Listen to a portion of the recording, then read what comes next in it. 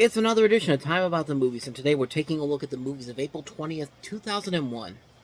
Now, we got two comedies this week, and I want you to notice a radical difference between the two of them, because one of them is an unnecessary sequel, and the other is what has been argued as one of the worst comedies of all time. Should give you kind of an idea of where this is going to go, but let's go ahead and take a look at the biggest, in quotation marks, newest release, and that is Crocodile Dundee in Los Angeles. Live in the wild, but Los Angeles is another story. Stay back, everybody. Crocodile Dundee in Los Angeles. Wouldn't mention this to your mom. Rated PG. Now playing in theaters everywhere. He learned survival skills in the outback. Now he's coming to Los Angeles to hunt a different kind of prey. Paul Hogan, Crocodile Dundee in Los Angeles. Rated PG. Now playing. So yeah, after 13 years, somebody at Paramount said, you know what we need to do? You know what was popular back in the day? Crocodile Dundee. I'm sure there's going to be an audience for it in 2001, and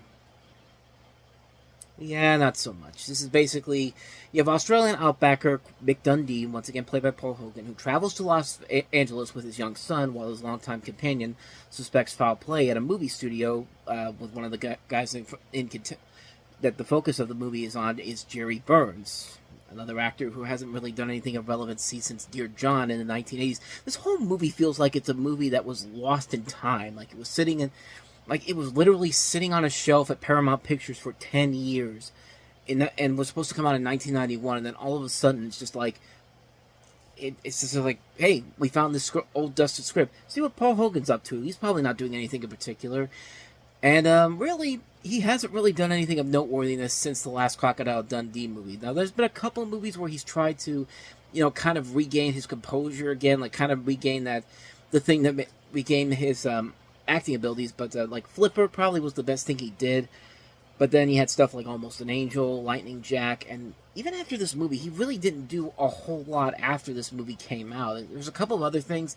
There was like a pseudo-sequel, I guess, called The Very Excellent Mr. Dundee, which I was tempted to kind of check out, but I never really got around to doing so. But in terms of this movie, let me kind of run down quickly my thoughts on the other Crocodile Dundee movies. I thought they were fine. I thought the first one was kind of fun, seeing him go to New York City, 1980s New York City, which leads to a lot of comic potential. And I thought it was fine. Crocodile Dundee 2, thought it was fine too. But this one, I'll give it this, though. It's better than the other time that Paramount made a third movie out of an 80s comedy franchise that really didn't work, and that was Beverly Hills Cop 3, which I consider that to be one of the worst movies of all time. But this is not as bad, but it's not a great movie either. There are a couple of times when I chuckled a little bit.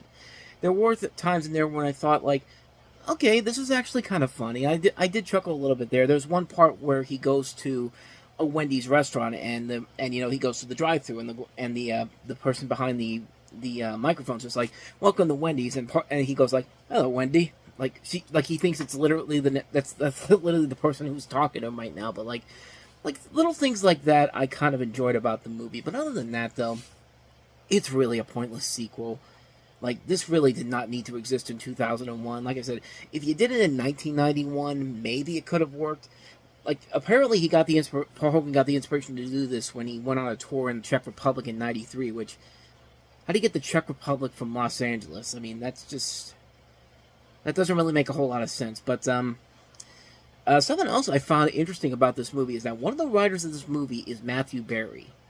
Now, a lot of you may not know who that name is, but if you watch Football Night in America and you see the fantasy football expert on there, that's the same guy, Matthew Berry. Like, everyone knows him now as like this fantasy sports analyst, fantasy sports expert, but he was actually a Hollywood writer in the early part of his career. I mean, he wrote episodes of he was a production assistant on the George Carlin Show. He was a writer on Married with Children. He wrote stuff like Gary and Mike, Oliver Bean. He's done a lot of stuff, and then just all of a sudden he had a success. It's like he didn't have the successful career as a writer, because most of the shows he worked on didn't last very long, or they were at the tail end of their long runs. But then he takes the transition over to to the sports world, and he's become a big success there. Like I said, he's one of the big contributors on Football Night in America. You see him every week on NBC. Hey, more power to him, man. I mean, it's amazing how you go from being a Hollywood writer, just writing spec scripts for a lot of shows that don't really go anywhere, to becoming one of the more well-known sports analysts on TV. I mean, that's something there. But like, I found that kind of interesting while doing the research for this. I never knew that about that. I thought that was pretty cool. But that's pretty much the only cool thing I know about this movie. Like, Paul Hogan is a likable guy. You could tell that he does put his effort into it, and he is trying his best.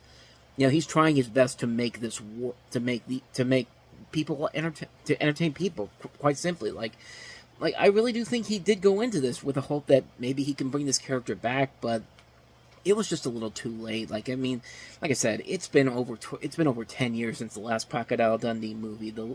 It's just too late to do that. This is one of the pure examples of why I'm not a big fan of comedy sequels, especially ones that are way after the last movie came out, because most of the time, 9 times out of 10, they don't work. And this is one of those examples. Like I said, not a bad movie, but at the same time, it's not a great film either. It's a movie that feels really pointless, and probably should not have been made. But I'll give it this, though.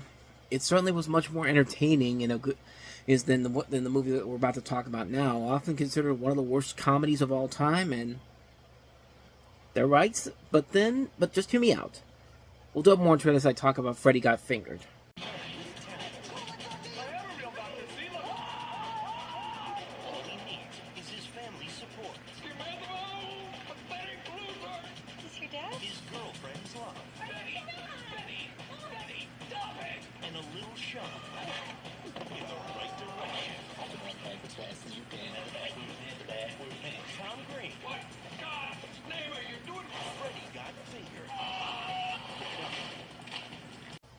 Yeah, when this movie came out, this was considered one of the worst movies of all time, and it's kind of hard not to see why if you actually see it. But the story of this movie is that you have Tom Green, who stars in the film as a childish slacker who wishes to become a professional cartoonist while dealing with his abusive father's behavior, the father played by Rip Torn, and its plot resembles Green's struggles as a young man trying to get his TV series picked up, which would later become the MTV series he became known for. And the title of the film refers to a plot point where Green's character falsely accuses his father of sexually abusing his brother, the eponymous Freddy, played by Eddie K. Thomas. And, yeah, this movie is a trip. And I will say this, though.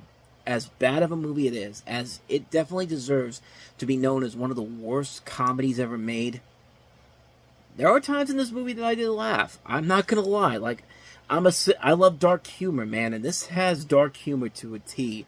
Now, I didn't laugh at like the moments where, just random moments where, you know, like Tom Green has to like go up, like mess around inside of a I think it was a milk factory, or when he has to play a doctor and eat a placenta of a baby, and eat a placenta of a baby, and has this girlfriend where she's into BDSM, but she's also in a wheelchair. She has an obsession for fellatio and wants to create a rocket-powered wheelchair. Like, stuff like that didn't really make me laugh, but it's the stupid moments that just make me, like, laugh real hard. Like, the moment, like, the sausage scene in particular. Like, you know, when he's got all the sausages and he's playing the piano. Like, that is one of the stupidest things ever, but I'll be damned if it didn't make me laugh long and hard at that point.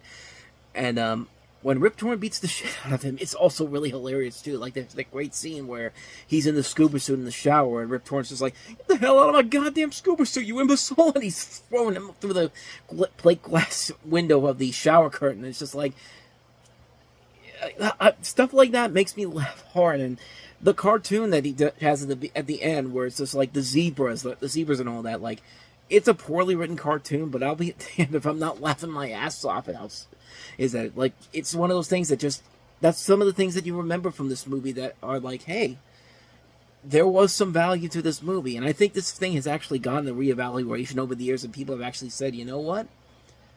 This isn't as bad as we gave it credit for. Now, I'm not willing to go that far. I still think there is a lot about this movie that's not great. A lot of things that I really do not like about the movie. And it's a bad movie. No question about it. It's a bad movie. it's one of those movies that we talked about with some other movies that they were trying to create the next Fairley Brothers style hit, especially at 20th Century Fox. And this was another one of those ones where they tried to create a hit out of it, and it just didn't work. But like I said, it has gained a lot of reappreciation over the years. I don't know if that's a good kind of appreciation, or it's one of those it's so bad it's good type of things. Which I'm guessing maybe that's the case, but who knows? But yeah, it's not a great movie by any means, but it has those moments that you will remember forever, whether you think it's funny or just not. It's a trip, man, and I would honestly say check it out if you want to see a really, really bad movie, because this is, no matter what I say about it that's good, Freddy Got Fingered is a really, really bad movie, plain and simple.